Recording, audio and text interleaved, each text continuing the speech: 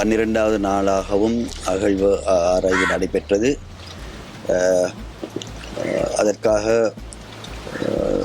நிபுணர் ராஜ் சோமதேவ் அவர்களும் அவருடைய குழுவினரும் மற்றும் யாழ்ப்பாண பல்கலைக்கழகத்தின்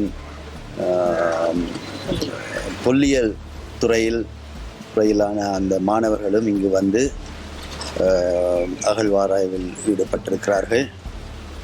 அத்துடன் ஒரு புதியதொரு இடத்தையும் அதில் கண்டுபிடித்து அதிலும் அகழ்வாராய்வு நடக்கின்றது. இது குறிப்பிடத்தக்க அம்சம் என்னவென்றால், கண்டுபிடிக்கப்பட்டிருக்கின்ற எலும்புக்கூடுகள் யாவையும் ஒரு குறைந்த அளவு, அதாவது 1.5 அடி 2 அடிக்குள்ளான ஒரு இடத்தில் புதைக்கப்பட்டிருக்கிறார்கள். இது ஒரு சாதாரணமாக ஒரு புதைக்கப்படும் ஒரு விதமாக தெரியவில்லை, ஒரு மரியாதையுடன் நல்லடக்கம் செய்யப்பட்ட இடமாக தெரியவில்லை. அதற்கு மாறாக ஏனோ தானோ ஒன்று வெகு ஒரு விரைவில் சடுதியில் செய்யப்பட்ட ஒரு விஷயமாக தெரிகிறது. அத்துடன் சிறுவர்களின் எலும்பும் காணப்படுகிறது. இங்கு மிகப்பெரிய ஒரு சர்ச்சையை தோற்றுவித்திருக்கிறது. ஏனென்றால் சிறுவர்கள் அவர்கள் எந்த விதத்திலும் அவர்கள் குற்றவாளிகளாகவோ அல்லது எந்த குற்றச்செயலில் ஈடுபட்டவர்களாகவோ கருதப்பட முடியாது. எனவே நிச்சயமாக ஒரு குற்றம் நடந்த ஒரு இடமாகவே இந்த புதைகுழி காணப்படுகிறது. இந்த விடயத்தில் மிகவும் கவனமாக ஆய்வாளர்கள் செயல்பட்டு வருகிறார்கள்.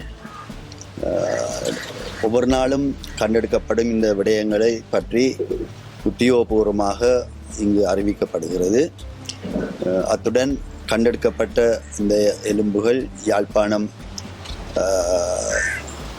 மெடிக்கல் ஃபேக்கல்டி இதற்கு அனுப்பப்பட்டு அங்கு ஆராய்வு செய்யப்பட்டு வருகிறது.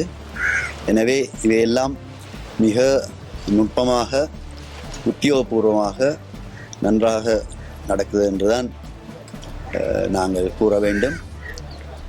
இது இன்றைய 12வது நாள். இன்னும் பல நாட்கள் இந்த விடயம் நடைபெற இருக்கிறது.